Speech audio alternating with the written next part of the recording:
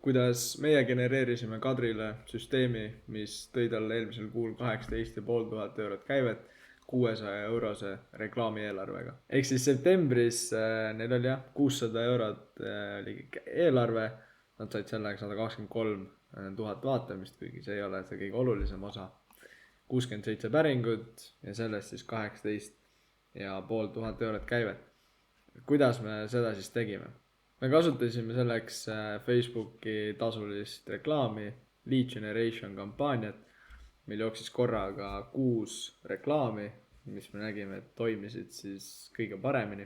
Kui päring tuli sisse, siis meil läks kohe automaatselt välja SMS ja email, mis siis põhimõtteliselt küsisid lisainfot selle pakkumise kohta, et me saaks teha pakkumise.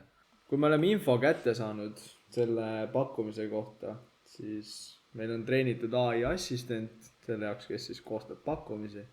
Talle on ette söödetud kõik eelnevad pakkumised, eelnevad arved ja selle ettevõtte hinnakiri ka.